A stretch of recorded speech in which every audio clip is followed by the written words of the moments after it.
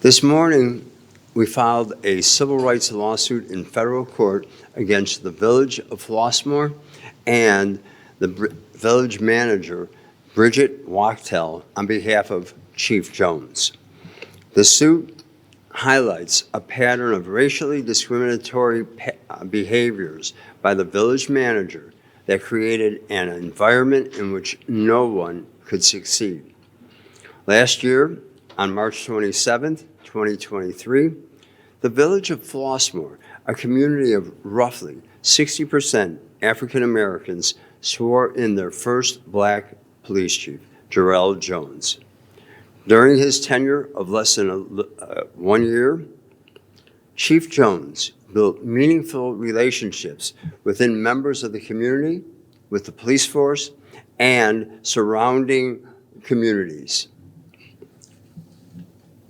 Last week, in a community meeting about Chief Jones, more than 100 people came together in support.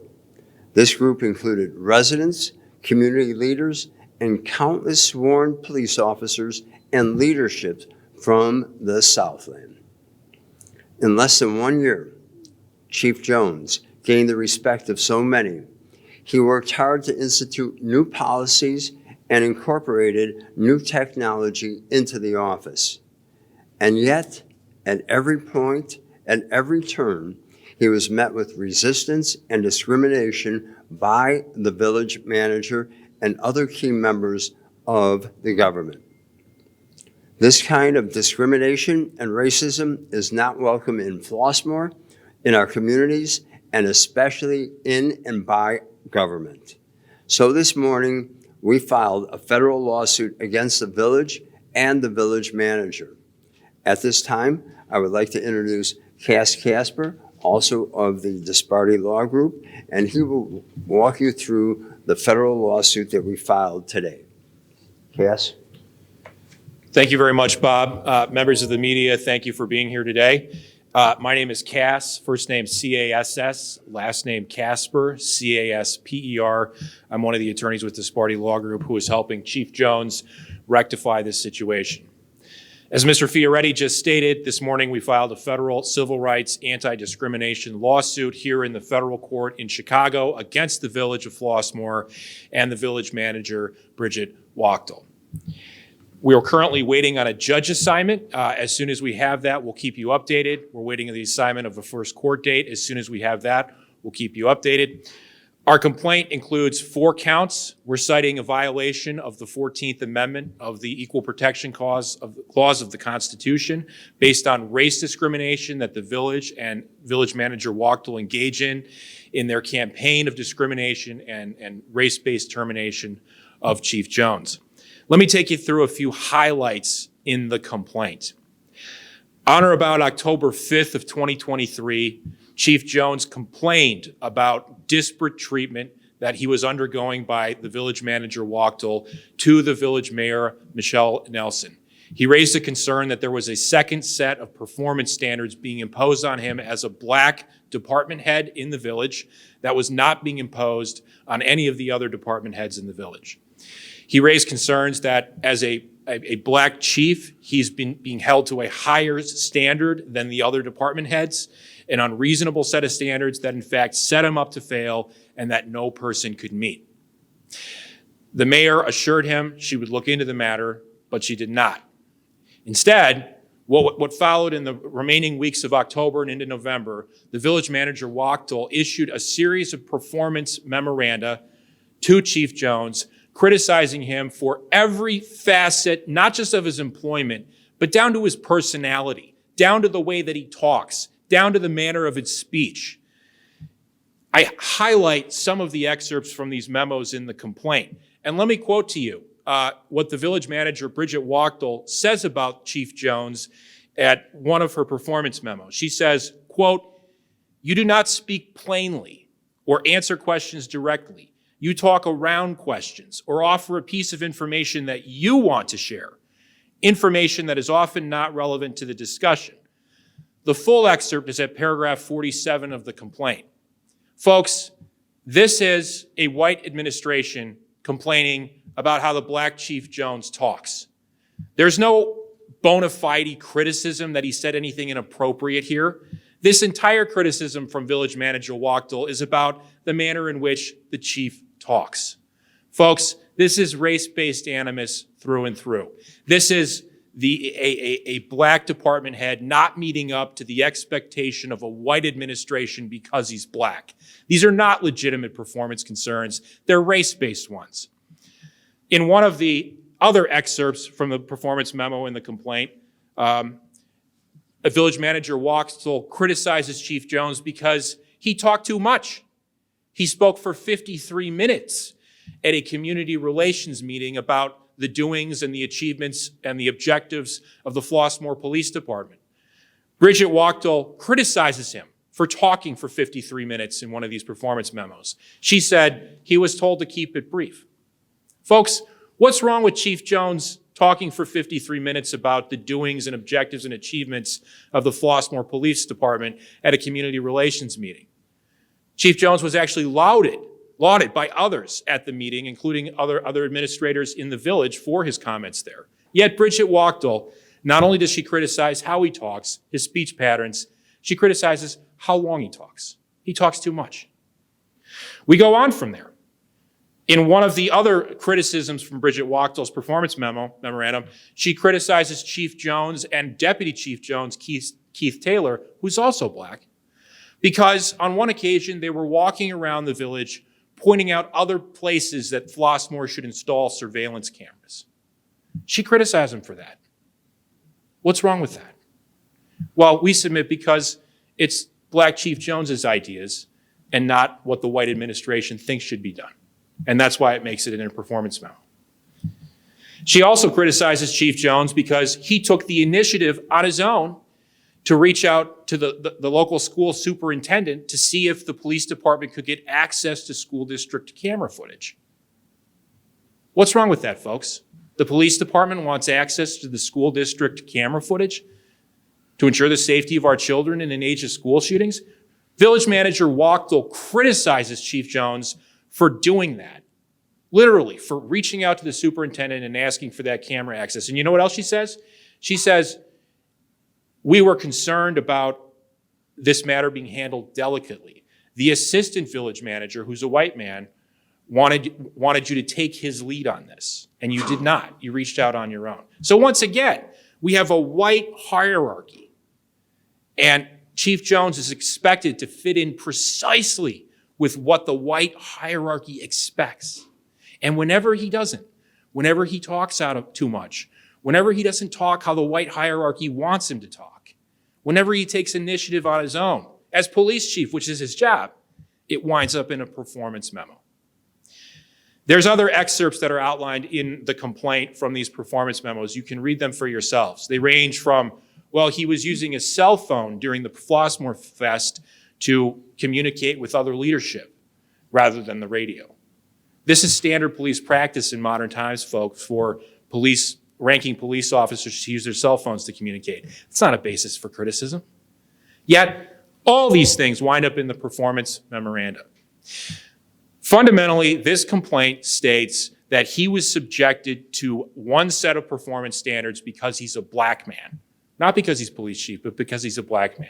And when he doesn't meet the white administration's expectations exactly to a T, they fire him. That's what this lawsuit is about. That's what we're hoping to rectify in this lawsuit going forward. And with that, I'll turn it over to Chief Jones if you'd like to say a few words.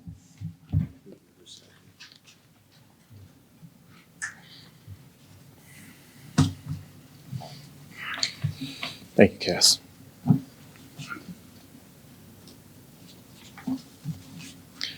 Good morning. My name is Jerel Jones, Jerel Jones, Jones. This has been a very traumatic time for me, so I'm just going to share a few words before I turn the mic back over to Cass.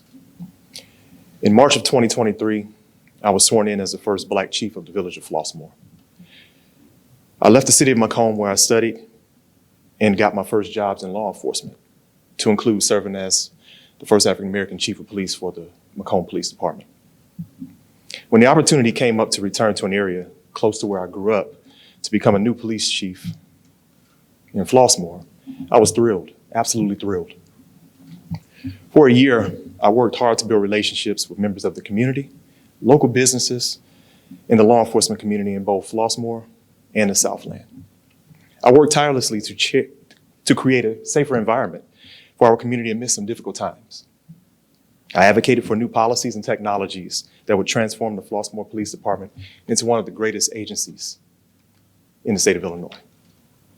Some of the tenets of the Flossmoor Police Department are fair and equal treatment, promote unity, and encourage respect.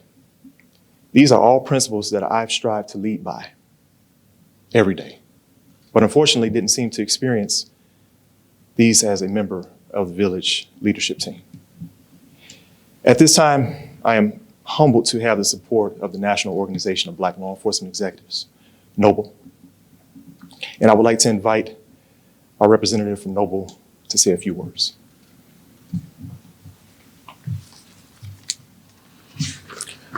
Good morning. My name is Mitchell Davis, MITCHELL-DAVIS. I am the police chief in the village of Hazelcrest, but I'm here today in the capacity of a representative for the National Organization of Black Law Enforcement Executives, NOBLE. We just returned from a brief conference in the city of Atlanta, and our national president generated a press release that he wanted me to read at this particular event. The National Organization of Black Law Enforcement Executives, NOBLE, expressed his concern over the recent termination of Chief Jerel Jones of Flossmoor, Illinois. NOBLE joins its Chicago Metropolitan chapter as we collectively lend our support to Chief Jerel Jones. In reviewing the totality of the publicly available information, it is very alarming that in a matter of months, the administration determined that Chief Jerel Jones made, quote, serious lapses in performance that rose to the level of severing his relationship with the community. It appears to us that the members of the Flossmoor community also share these concerns. NOBLE stands in support of Chief Jerel Jones to ensure that his character and his professional integrity are not the casualty of allegations and decisions made by Flossmoor's administration. Again, NOBLE stands firmly in support of Chief Jones as we witness the unwavering backing of the community and his professional peers. Chief Jones has demonstrated exceptional leadership, integrity, and dedication in his role as a law enforcement professional. His commitment to serving and protecting the community while also advocating for positive change in the department have earned him the respect and the admiration of his services of those he serves and those he works alongside. As an organization dedicated to promoting justice and equality within law enforcement, NOBLE is proud to stand alongside Chief Jones and support his continued efforts to uphold the highest standards of professionalism and accountability in policing. This is the statement being released by our national president, Chief Rodney Bryant. Any questions? I know the complaint specifically mentions the village manager, but can you clarify the role of the mayor in this? Well, through the course of discovery, we expect more to come out on what the mayor's role has been. This is really a strong village manager form of government and a weak mayor. Chief Jones, was there ever any accusation that you did not perform your law enforcement duties to the highest level, or is this strictly about meeting performance goals set on us? Why don't I address that, Chief? I'm going to speak as Chief Jones's attorney on behalf of him with respect to that. We have invited the village to release the full performance memos to the public in the complaint. We cannot release them ourselves because we're concerned that the village will claim we released safety-sensitive information about policing if we were to do that. But we invite them to do it. And I submit to you, a full reading of those memos doesn't show one iota of a failing in law enforcement duties. Rather, it shows the kinds of race-based, hypercritical, micromanagerial criticisms I outlined before. So the answer to that question is no. Chief Jones has upheld a high standard of law enforcement in the village, and he intends to continue to do so if he's allowed to stay there. Chief, what kind of contract did you sign, and what were the parameters of the contract that you signed? I mean, how many years, how many you want to address that? I'm going to turn that over to Yeah. Chief Jones to address that.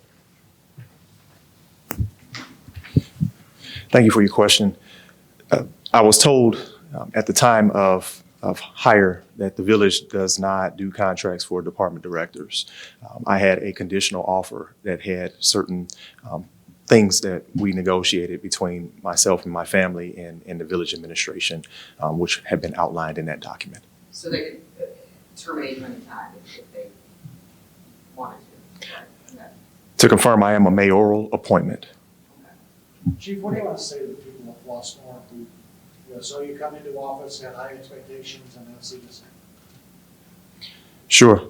First and foremost, I am thankful for the residents of Flossmoor. The men, women, the children, our school districts, they're very supportive.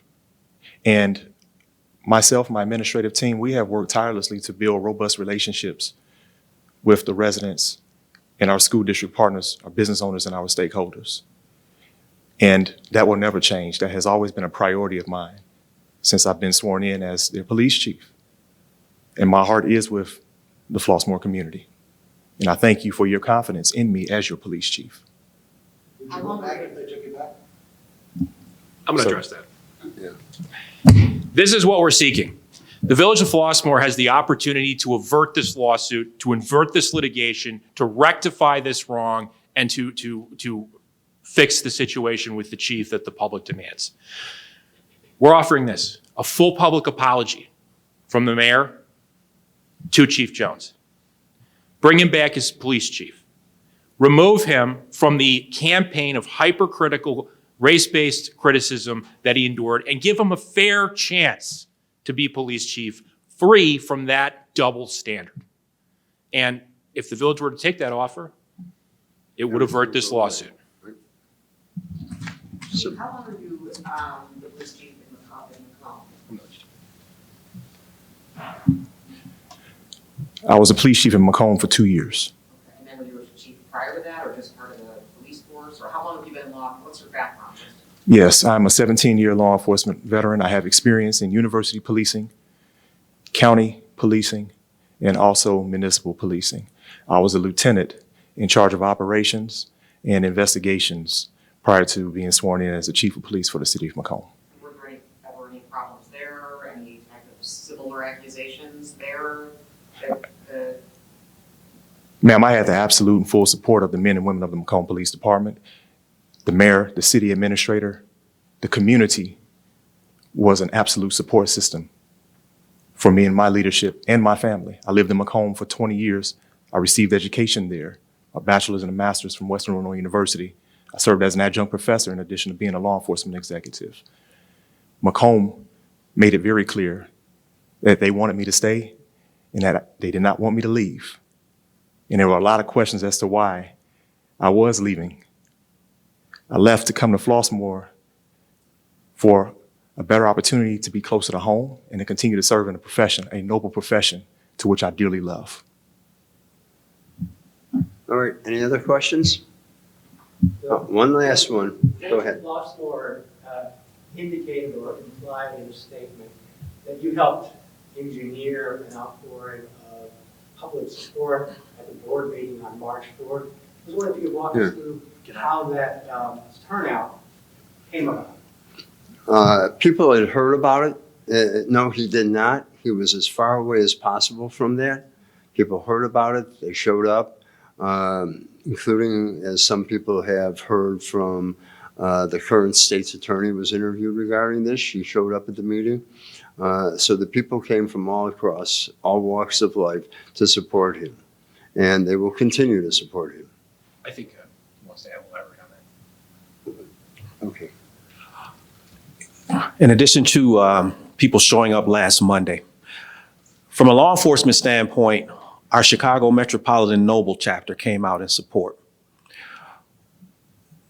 What happens quite often that most people will never know is that there are communities all around the country that have crises where they bring in chiefs of color to try to get things straight, to try to move things forward. But what happens so often is when they bring in these chiefs of color, for some reason, because they don't operate by the standards that existed, which is why they were in the situations they were in anyway, they seemed to systemically get rid of them. This is not uncommon.